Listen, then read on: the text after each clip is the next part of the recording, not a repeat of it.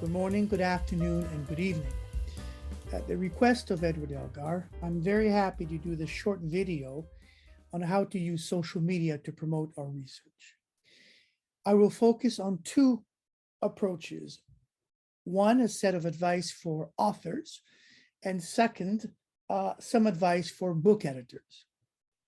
First, a little bit of an introduction of who I am. My name is Louis-Philippe Rochon. I'm full professor of economics at Laurentian University in Canada, and I am currently the editor-in-chief of the Review of Political Economy. I've been using social media for about 10 years now. Back in 10 years ago, I created a journal called the Review of Keynesian Economics, and I immediately started to use social media to promote the journal. Now, I have to admit that at the time, several of my more senior scholars were very skeptical and actually told me that it was undignified to use social media. But I persevered because one thing that I noticed is that a lot of young scholars, a lot of young scholars are on social media and they use social media. And when I was talking to them, they really appreciated when people promoted their research because it brought their research to them. They don't have the time to consult all of the journals that they're interested in and see the latest table of content. So when people post their research, you're actually bringing attention to your research and bringing the attention to them. I think there's a mutual relationship between you who is promoting your research and the person at the receiving end who I believe appreciates it. Now, I know that social media works a lot. I've read quite a few articles, peer-reviewed articles, about the relationship between social media and citations or views or downloads of your papers. Now, before I became editor-in-chief of the Review of Political Economy, the journal was averaging about 22 to 23,000 views per year. Now I've been co-editor 2 years ago, editor-in-chief a year ago.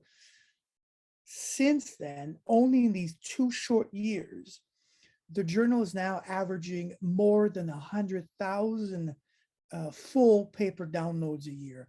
That's quadruple the numbers from only 2 years ago. So in that respect, I think social media works. I think there's a lot to gain from adventuring into the world of social media. Now, it can be sort of maybe, overwhelming to think about it, but the best way to approach it is just to do it one step at a time. And I think that in no time, you'll be very comfortable and you'll be willing to do a little bit more. So what I'm going to do in this video, I'm going to start by some very basic advice and then progressively make it a little bit more involved.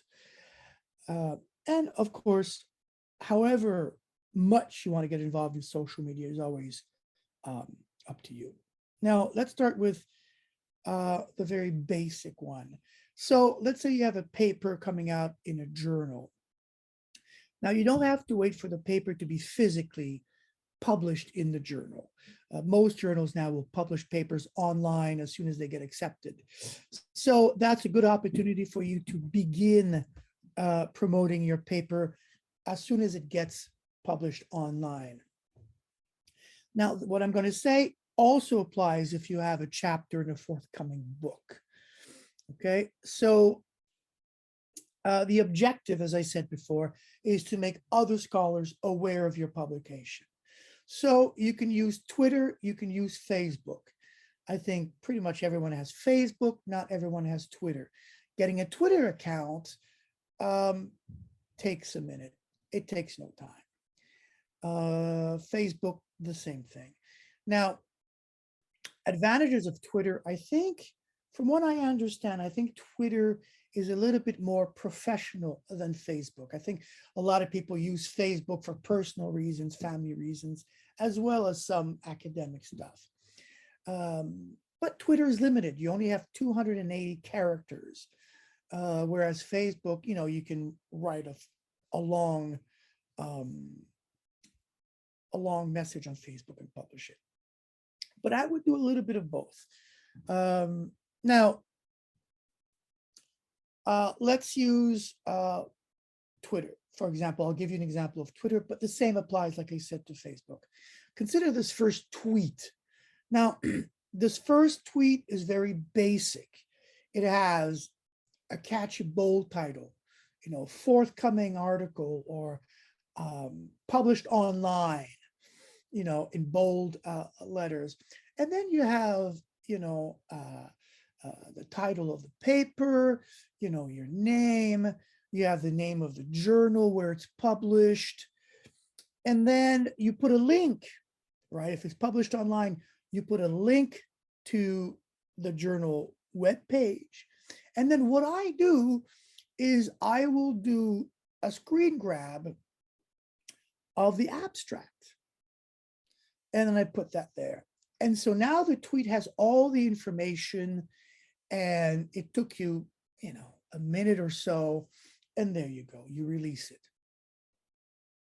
That's a very first tweet that you can do. Now, you can do a little bit more complicated tweet. So for example, in this tweet of a paper that I just got published online, again, the catchy title, the title of the paper, author, the link, and the abstract. But now what I've done is I've actually tagged a number of people. These are scholars who work on the topic, or a couple of organizations that deal with this topic, that does research on this topic. And what that does is that alerts them that there's a tweet in which they've been mentioned, and now they're aware. So you're not only bringing attention to everyone who's following you, but now you're actually targeting certain people. So that's 2 tweets, very simple and very effective. Now, like I said, you don't have to wait for the paper to be published. You publish in a journal. You can publish it as soon as it's published online. And also, you don't do it just once, right? Different people use Twitter, Facebook. They consult it at different times of the day, different times of the week. So, you may want to retweet or repost on Facebook another day, or another time of the day, or later at night, or on the weekend.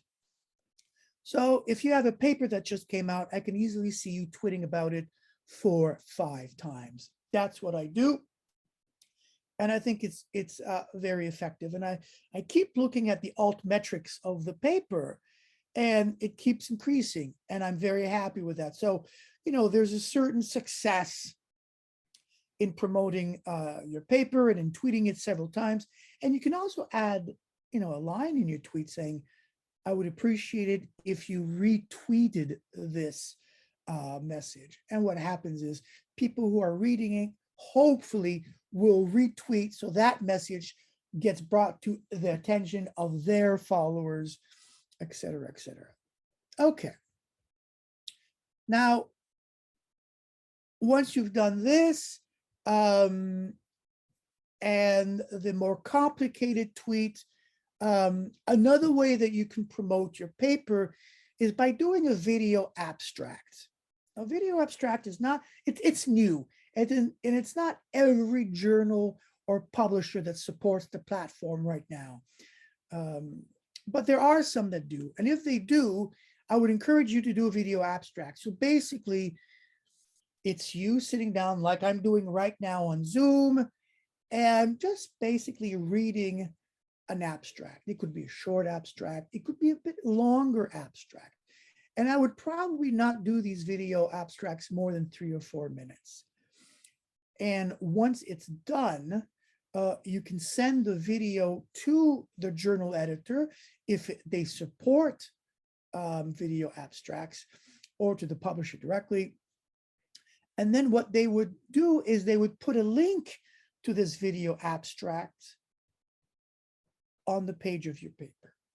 So, on the published page, or at least online, they would have, your name and your title and the abstract, JEL codes, keywords, and a link.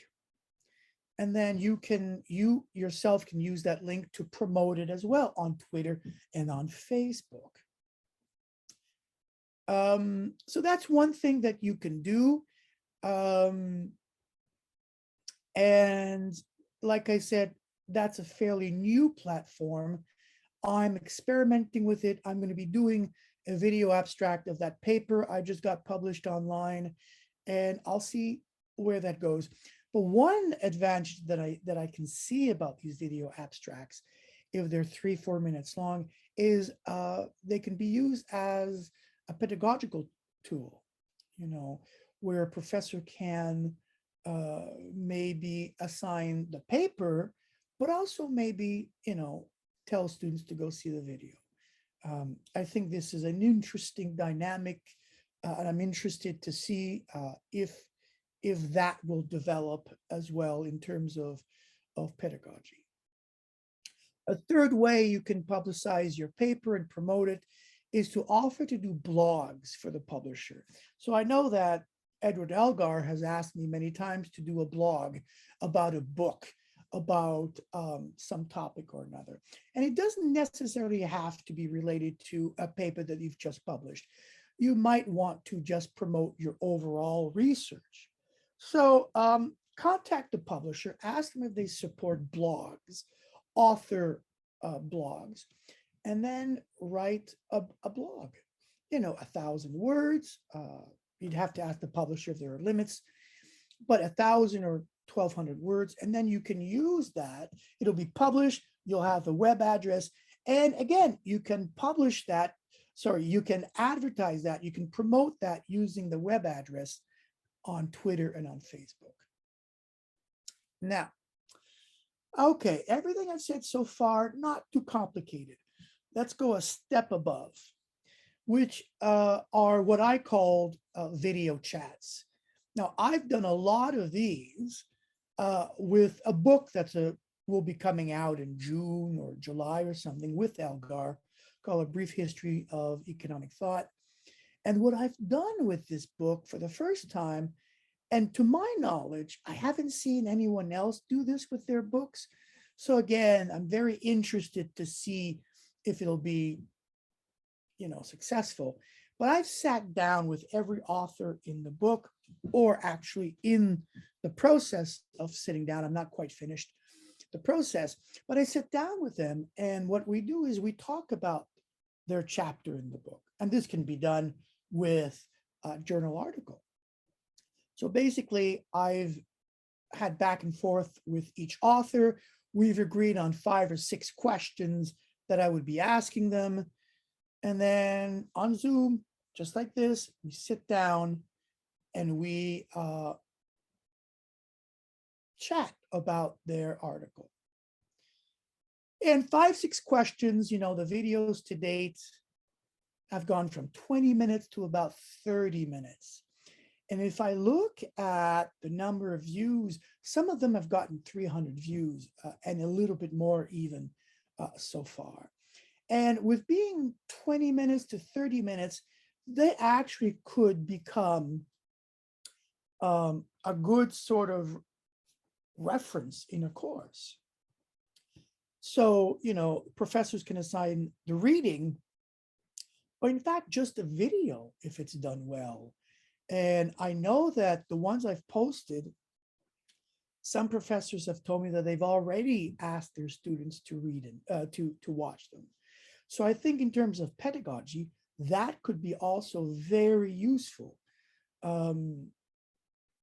Now, where to host them, it's a little bit complicated, because what I've done is I've actually created a YouTube channel, creating a YouTube channel takes a minute. That's not the complicated thing. But you would have to probably invest some time in figuring out how to use YouTube. Now, I've watched YouTube videos about how to create YouTube videos, and I've used iMovie, which comes with all of your Macs. And, the learning curve is not that much, um, but it requires a little bit of investment in time to figure out. Um, but I'm very happy, and I'm doing some basic video editing. But I'm very happy with the outcome and the success of these videos. Um, and if and I've done that during the pandemic over the course of a year, and I'm happy. And I was very overwhelmed at the beginning, but I think it went well. And in the end, uh, it's not too overwhelming, and it's very manageable. And I would really encourage you to do that, especially if you are the leader of a research project. You can create a YouTube channel about your research project, and then you could have video chats, and then you could even have webinars with 2, 3 colleagues presenting papers. And I'll talk a little bit more about that soon. But there's a lot you can do, and you realize that once you're comfortable with social media, there's a lot more that you can do. The only constraint is your imagination, and you'll, in no time, you may think of maybe having, a roundtable discussion and record that. You might have just a debate between 2 people, yourself and someone else. And so there's a lot you can do on social media, and it all promotes your research. And I think you'll be happy with the results in time. Now, let me say a few things about using social media in promoting books. So if you've just this applies to a single authored book, or even if if you've edited a book. So I edit a lot of books, and I've talked about the video chats I've done with my latest book on the history of economic thought. But there's something else that I've done to promote the book. I've used PowerPoint slides to create, posters like this one, where I've got the book cover, and I also have 1 or 2 of the supporting quotes, right? The endorsements to the book. And I post them on social media, on Twitter, on Facebook, and it just lets people know that there's a book in progress, and the book will be coming out soon. And there are other slides that I've done where I've actually said, coming out in July 2022. And I have done slides where I've added the tables of content, the table of content with different titles and authors, who's participating in the book. So you can imagine one side, the book cover, and then with contributions by, and then you list everyone who's contributing to the book. And again, the response that I've had has been very positive. And I think people are, people stand up, take notice that the fact that the book is coming out. Again, you could do, a webinar with 2 or 3 authors of the book. Now, I publish a symposium in my journal on the work of Michael Kalecki, this Polish economist. And what I've done is I've actually done webinars with every single author from the book. And these would be very similar to a seminar that you would organize at a professional conference. 2, 3 presentations, each 20, 25 minutes, invited guests to comment on each of the chapters, and then general question from the audience. And this would probably last 2 hours, 2 hours and 15 minutes. Um, and again, you would need a YouTube video, a YouTube channel to put it. And just so you know, this is what my YouTube channel now looks like. And, there's over 30 videos on there. And some of them have reached, 15, 16, 100 views. And, I'm quite happy with that. And it's actually become um, second nature to do these videos. They don't take time. So I'm going to be sitting down to edit a video chat that I did yesterday, and it's probably going to take me 20 minutes. So, I think there's an initial investment in time at the beginning to learn how to edit movies, how to put them up on YouTube. Really easy, by the way. And that's it. And then you promote, the YouTube video. So that's it, I think. I just wanted to bring you a few ideas, some basic ones, some more complicated ones. As I said, the only constraint is your imagination. I'm sure you can think of different ways of doing social media, of promoting it. And I think that I think you'll enjoy the results. Now, I haven't even talked about Instagram, but I just wanted to insert here and say that I'm actually thinking of creating an Instagram account. I'm hosting a conference in the fall, and something I didn't talk about: live streaming workshops. That is something now, because of COVID, I haven't been able to do, but I'll experiment with that in September. And you can live stream a 2-day workshop, no problem, on Facebook.